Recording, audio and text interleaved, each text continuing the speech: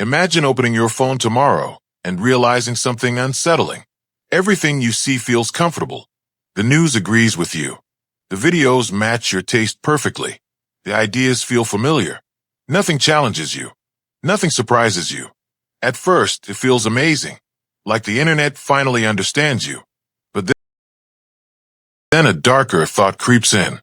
What if the reason nothing feels new is because you're no longer being exposed to anything different? What if AI isn't just learning who you are, but quietly deciding what you are allowed to see? And what if, in the process, it's killing the very thing that drives progress, innovation? This is part of the AI conversation almost nobody talks about.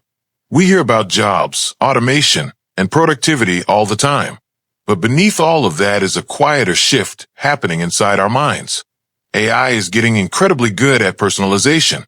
It knows what you like, what you click, what you ignore, what keeps you scrolling. And its goal isn't to make you smarter or more creative. Its goal is to keep you engaged, to keep you comfortable, to keep you predictable. Humans grow through friction. New ideas come from disagreement, from discomfort, from being exposed to perspectives we didn't choose.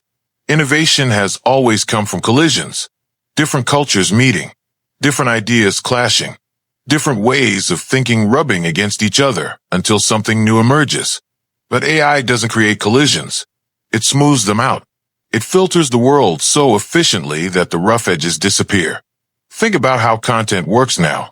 Two people can live in the same city, work in the same industry, and yet exist in completely different information realities. One person's feed tells them the future is bright. Another's tells them everything is collapsing. One sees optimism. Another sees fear. And both feel absolutely convinced they're seeing the truth. Not because they're wrong or ignorant, but because AI has optimized their reality around what keeps them engaged. This is the echo chamber effect on steroids. In the past, echo chambers were social. You chose your circle. You chose your sources. Now they're algorithmic. You don't actively choose them. They're built around you silently. And the scariest part is that they feel natural. You don't feel controlled. You feel understood. But understanding is not the same as expanding. When AI constantly feeds you what aligns with your existing beliefs, it slowly narrows your mental world. You become better at defending what you already think, but worse at imagining alternatives. And innovation doesn't come from defending old ideas. It comes from questioning them. This is why creativity feels different now. Safer, more repetitive. Trends rise and fall faster than ever, but genuinely new ideas feel rare. AI accelerates what already works. It copies patterns, remixes familiar formats, and amplifies proven formulas. That's great for efficiency, terrible for originality. And it's not just artists or creators who are affected. Businesses feel this too. When companies rely heavily on AI-driven insights, they often optimize for what already performs well. Products become safer. Decisions become conservative. Risks feel unnecessary. Innovation slows not because people lack ideas, but because the system rewards predictability. Even smart people fall into this trap, especially smart people, because the echo chamber feels like confirmation. When your feed reflects your intelligence back at you, it's easy to mistake reinforcement for insight. You feel informed. You feel ahead. But you may actually be circling the same ideas over and over, just presented in slightly different packaging. This is the paradox. AI makes information more accessible than ever, yet it can make thinking more narrow. It gives us infinite content, yet limits the range of perspectives we encounter.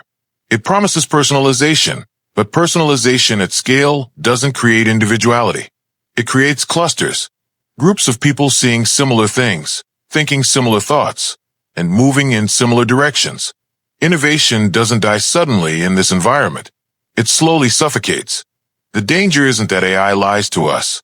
The danger is that it tells us only part of the truth, the part we're most likely to accept. And when that happens across millions of people at the same time, society doesn't just become divided. It becomes stagnant. Look at history. Every major leap forward came from ideas that initially felt uncomfortable. Ideas that challenged the dominant narrative. Ideas that didn't fit neatly into existing categories. If AI had been around during those moments, Would those ideas have been amplified or filtered out as low engagement? Because AI doesn't ask, is this idea important? It asks, will this keep them watching? And those are very different questions. So what do? The answer isn't to reject AI. That's unrealistic. AI is here, and it's only going to become more integrated into our lives. The real challenge is awareness, recognizing when comfort is replacing curiosity, when familiarity is replacing exploration. Innovation in the AI era won't come from people who consume the most content.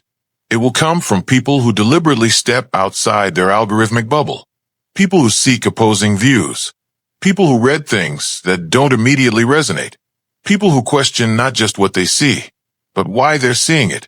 AI can be an incredible tool for creativity and progress, but only if humans remain intentional. Only if we treat personalization as a convenience, not a worldview. Only if we remember that growth doesn't come from being constantly validated. It comes from being challenged. The echo chamber effect isn't loud. It doesn't announce itself. It doesn't feel dangerous. It feels comfortable. And that's why it's so powerful. So the next time your feed feels a little too perfect, ask yourself this. Is AI helping you discover new ideas, or quietly keeping you where you already are? Because the future of innovation may depend less on how intelligent our machines become, and more on whether we're willing to think beyond what they show us. And that's the future paradox.